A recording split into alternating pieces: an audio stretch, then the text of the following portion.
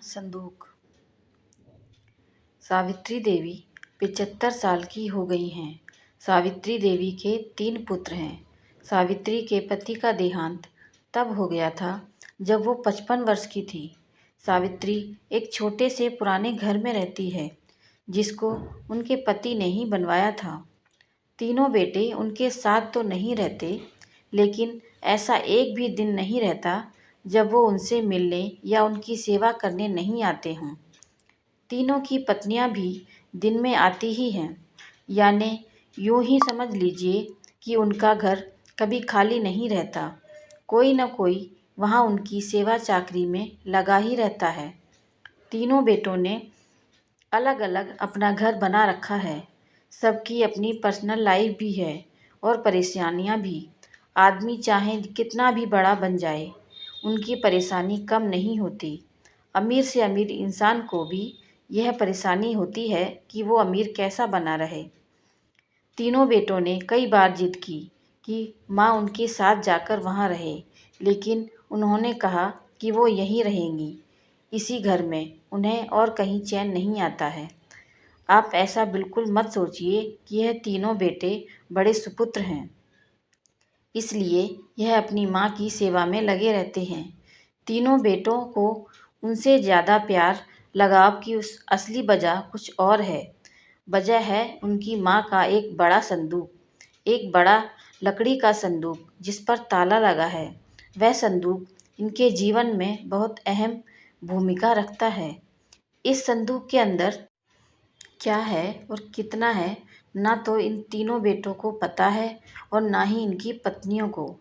बस जब से पिताजी गए हैं, माताजी को इस संदूक की रक्षा करते देखा है, इसलिए इन सभी ने अपने अपने अनुमान लगा रखे हैं। ना ही अनुमान, बल्कि उन्होंने तो एक आस लगा रखी है कि संदूक के खुलते ही वह क्या क्या करने वाले हैं। सावित्री उस संदूक को छोड़कर कभी नहीं जाती। कभी जाती भी तो अपने कमरे में बड़ा ताला लगाकर ही बाहर निकलती। वो सिर्फ थोड़ी देर में ही वापस आ जाती।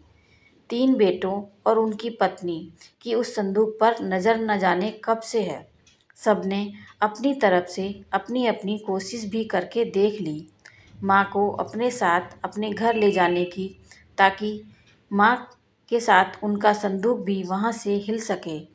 और फिर जाहिर सी बात है, जिसके घर में माँ रहेगी उसका संदूक है। लेकिन सभी एक दूसरे की काट करते हैं। इसकी कृपा है कि माँ के आगे पीछे माँ जी की करते न सिर्फ बेटे बल्कि बहुएं भी चक्कर लगाती रहती हैं। लेकिन सावित्री जी भी भली भांति अपने बेटों को समझती है। वो जानती है कि उनकी सेवा क्यों हो रही है। उनकी सेवा उनके संदूक के कारण ही हो रही है। उन्हें पता है, जिस दिन यह संदूक उनके हाथ आया, उस दिन उनका मूल्य कुछ भी न रह जाएगा।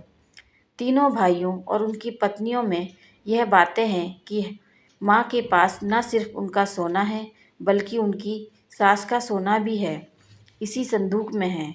माँ इसलिए इस संदूक की इतनी हिफाजत करती है। सभी अपनी अपनी कहानियाँ बनाकर बैठे हैं।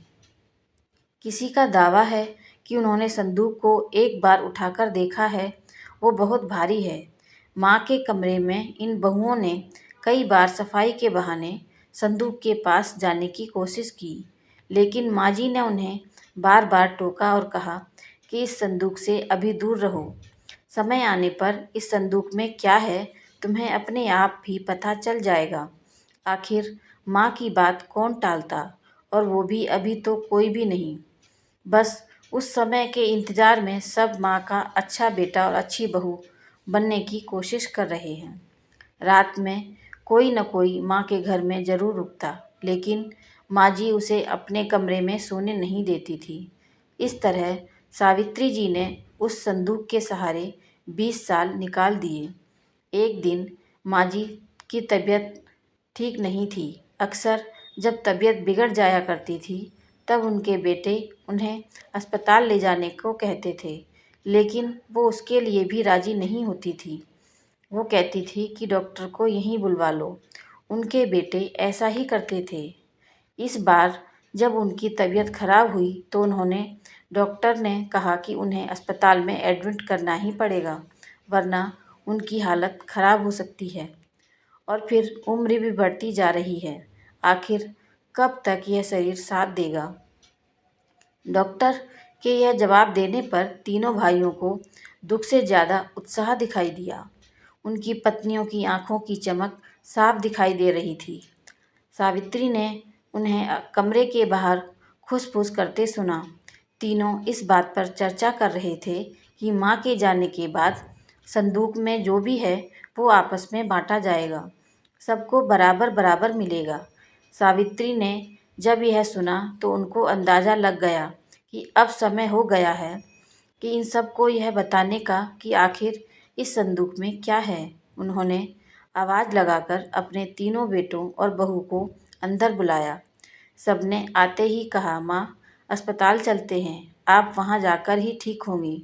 माँ ने कहा कि पहले वो जान लो जिसके लिए तुम इतने सालों से चक्कर लगा रहे हो, उसके बाद तुम्हारी मर्जी। इस संदूक में तुम तीनों के लिए मेरे पास कुछ है जो मैं तुम्हें आज देना चाहती हूँ। माँ ने अपने तकिए के नीचे से एक चाबी निकाली और धीरे से खड़ी होकर संदूक को खोलने के लिए नीचे झुकी। वहाँ खड़े सभी बेटे और बहुओं की धड़कन तेज थी।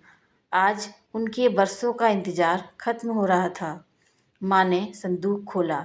संदूक में 3 अलग-अलग कपड़ों में लपेटकर कुछ रखा हुआ था। सबकी आंखें बड़ी आश्चर्य के साथ उस संदूक की ओर ही थीं। माँ ने कपड़े में लपेटा हुआ सामान आकर उठाने को कहा।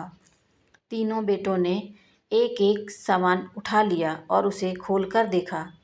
कपड़ा खुलते ही कमरे में मौजूद हर एक इंसान का मुंह फटा रह गया। उन कपड़ों में से निकला एक भारी-भारी पत्थर। तीनों के हाथों में एक-एक पत्थर था। यह क्या माँ, इतने दिनों से तुम इन पत्थरों को संभाल कर रखी हुई थी और हमें बेवकूफ़ बना रही थी। हमने सोचा तुमने गहने संभाल कर रखे हैं। माँ ने कहा, मैंने तुम्हें कब बेवकूफ़ बनाया, और गहने तो थे, बहुत थे, लेकिन कब किसके लिए कितने बेचे इसका मैंने हिसाब नहीं रखा। जब तुम्हारे पिता आखिरी समय में थे तब हमारे पास कुछ नहीं था। तुम तीनों ने शादी के बाद ऐसा मुंह फेरा कि क्या तुम्हें पता है कि किस अभाव में उनका अंतिम समय गुजरा। पर उस समय भी उन्होंने तुम्हें कुछ भी नहीं कहा। उन्होंने उस समय भी मेरा सोचा। उन्हें पता था कि उनके जाने के बाद उनके बेटे मेरे साथ भी यही करने वाले हैं।